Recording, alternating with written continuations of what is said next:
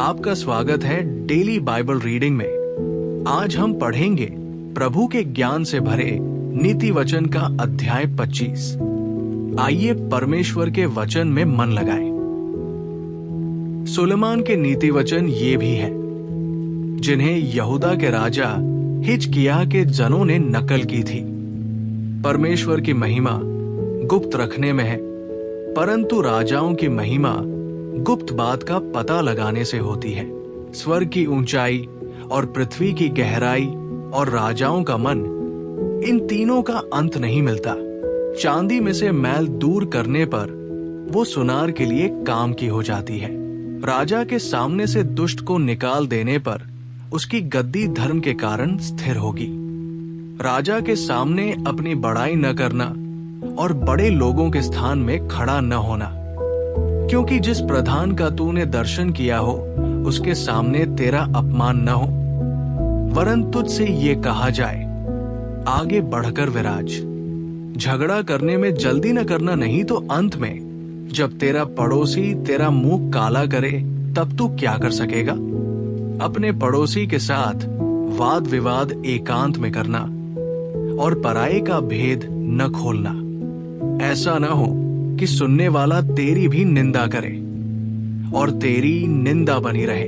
जैसे चांदी की टोकरियों में सोने के सेब हो, वैसा ही ठीक समय पर कहा हुआ वचन होता है। जैसे सोने का नथ और कुंदन का जेवर अच्छा लगता है, वैसे ही मानने वाले के कान में बुद्धिमान की डांट भी अच्छी लगती है। जैसे कटनी के समय बर्फ की ठंड से, वैसे ही विश्वास योग्य दूध से भी भेजने वालों का जी ठंडा होता है। जैसे बादल और पवन बिना वृष्टि निर्लाभ होते हैं, वैसे ही झूठ मूठ दान देने वाले का बड़ाई मारना होता है। धीरज धरने से न्याय मनाया जाता है और कोमल वचन हड्डी को भी तोड़ डालता है। क्या तूने मधु पाया? तो जितना तेरे लिए ठीक हो उतना ही खाना। ऐसा न हो कि अधिक खाकर उसे उगल दे। अपने पड़ोसी के घर में बारंबार जाने से अपने पाव को रोक। ऐसा न हो कि वो खिन्न होकर घृणा करने लगे। जो किसी के विरुद्ध झूठी साक्षी देता है, वो मानो हथौड़ा और तलवार और पैना तीर है। विपत्ति के समय विश्वासघाती का भरोसा टूटे हुए दांत या उखड़े पाव के समान है।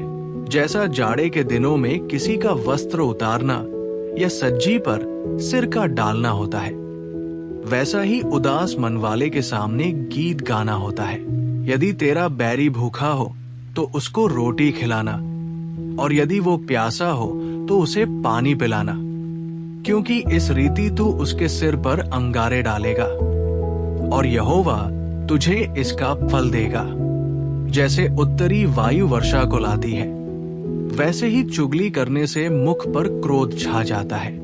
लंबे चौड़े घर में झगड़ालू पत्नी के संग रहने से छत के कोने पर रहना उत्तम है। जैसा थके मांदे के प्राणों के लिए ठंडा पानी होता है, वैसा ही दूर देश से आया हुआ शुभ समाचार भी होता है।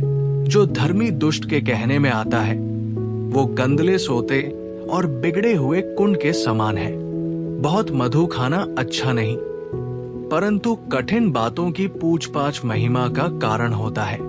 जिसकी आत्मा वश में नहीं, वह ऐसे नगर के समान है जिसकी शहरपनाह घेराव करके तोड़ दी गई हो।